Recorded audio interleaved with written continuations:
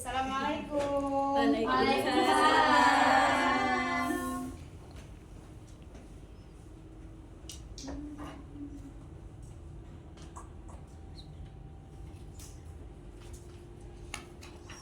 Assalamualaikum warahmatullahi wabarakatuh. Waalaikumsalam warahmatullahi wabarakatuh.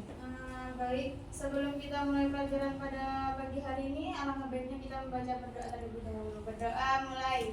Bismillahirrahmanirrahim. Aku mau gimana kabar kalian hari ini? Alhamdulillah baik. Nah, aku mau presensi dulu ya. Ya. Nggak masuk? Ada. Kenapa? Sedikit. Iya, kita doakan semoga cepat sembuh ya. Amin. Hari ini kita akan mempelajari materi tentang pertumbuhan dan perkembangan manusia. Jadi tujuan pelajaran pada hari ini yaitu kita mengetahui faktor-faktor yang mempengaruhi pertumbuhan dan perkembangan pada manusia. Sebelumnya kan kita sudah mempelajari pertumbuhan dan perkembangan manusia. Apa sih pertumbuhan dan perkembangan manusia? Masih ingat? Tumbuh itu Berarti gimana? Apa itu pertumbuhan? bertambah. Bertambahnya apa ya? Oke, jadi pertumbuhan itu Bertambahnya adalah ukuran. proses bertambahnya ukuran fisik makhluk hidup seperti tinggi, berat badan, dan volume tubuh.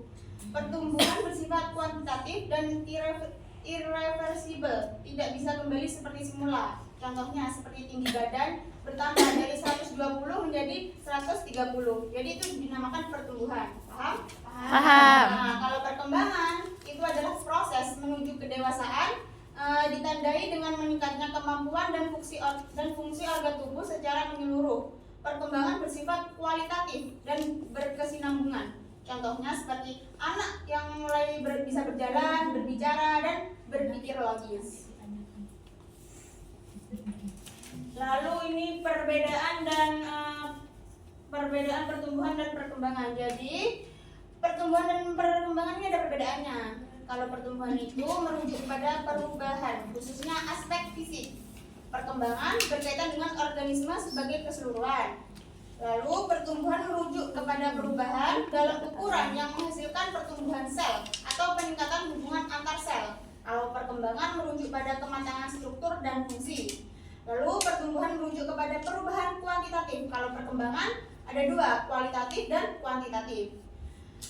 Lalu pertumbuhan tidak berlangsung seumur hidup. Kalau perkembangan prosesnya berkelanjutan.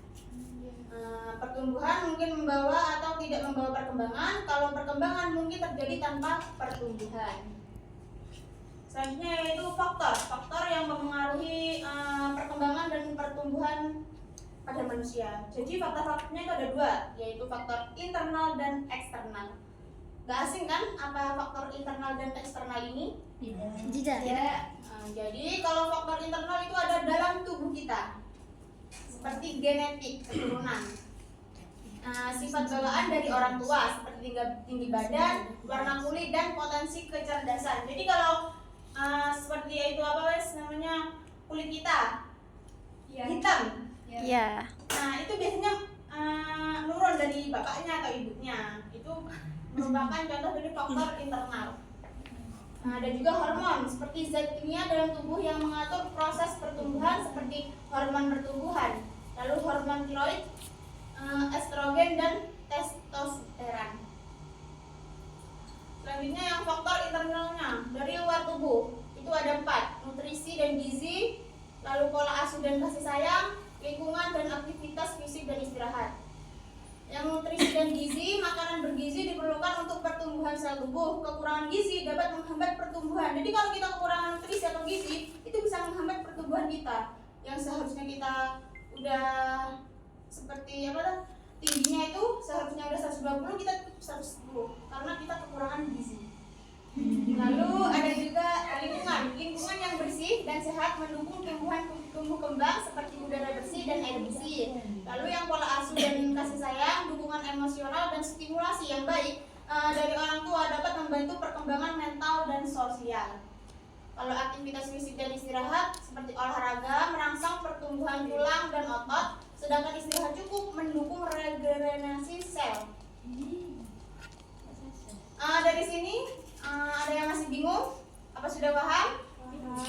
Kalau nggak paham bisa ditanyakan. Ada paham? Ada yang bisa menyimpulkan dari yang ibu jelaskan tadi? Tidak.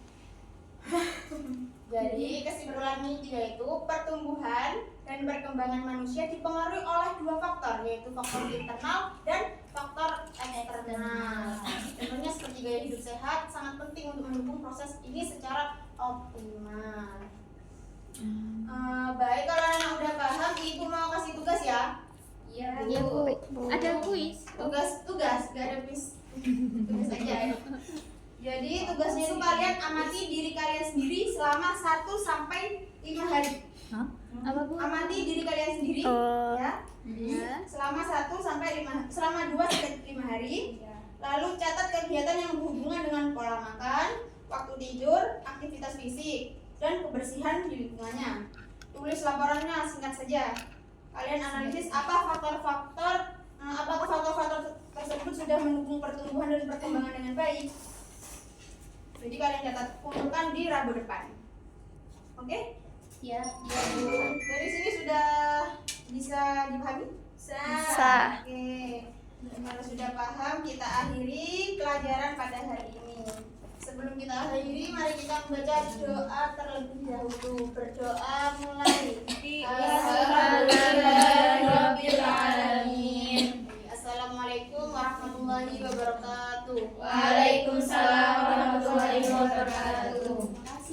Masih, Bu.